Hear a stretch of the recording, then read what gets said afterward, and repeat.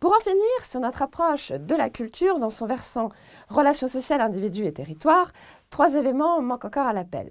Les religions, le climat et la géographie, ainsi que les langues. Les religions ont des incidences plus ou moins visibles.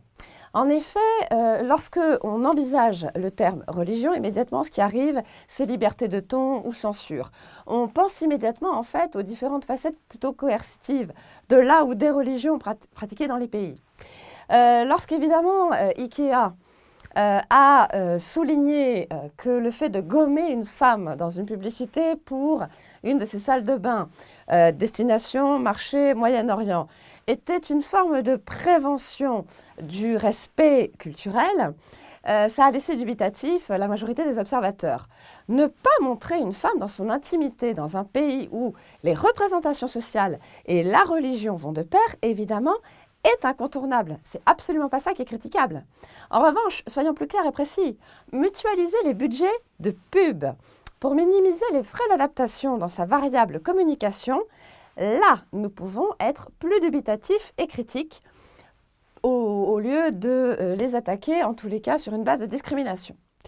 Vous trouverez quelques campagnes de pub des plus intéressantes, mais la délectable est celle du Brésil et de la boisson Skol face à la censure. Oui, les tangas sur les fessiers bombés se trouvent bien sur les plages de Copacabana.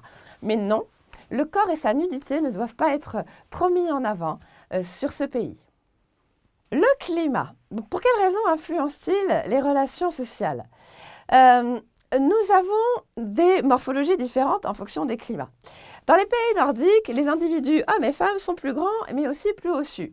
Adaptation des tailles obligatoires, notamment pour le textile. Si vous achetez un pull allemand avec les mêmes références qu'en France, vous aurez une taille plus une demi.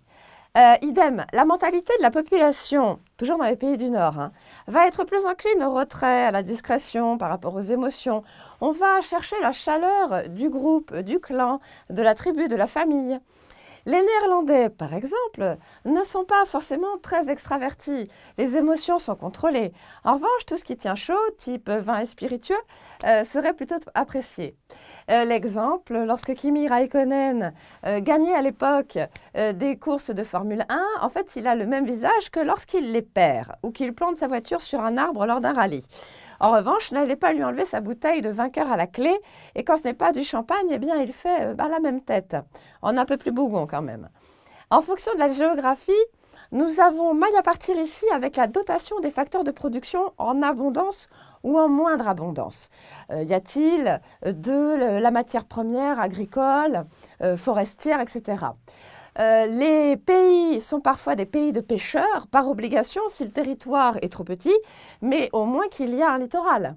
L'aspect topologique des terrains est à envisager pour une plus ou moins grande accessibilité avec le RDM, le reste du monde. Je parle des fleuves, des montagnes.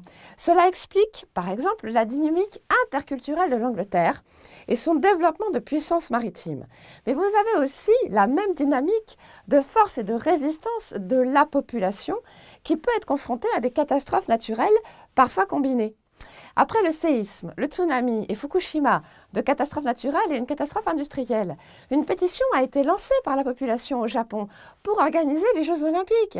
Alors le reste du monde est bouche bée face à un pays confronté à un embargo sanitaire, souhaitant penser à demain. D'ailleurs, la même attitude se retrouve dans les pays chauds, dans les DOM ou en les COM, par exemple. La nature passe, la matérialité aussi, les typhons, mais les gens se reconstruisent, ne s'attachent pas au bien en soi, on repart dans le quotidien.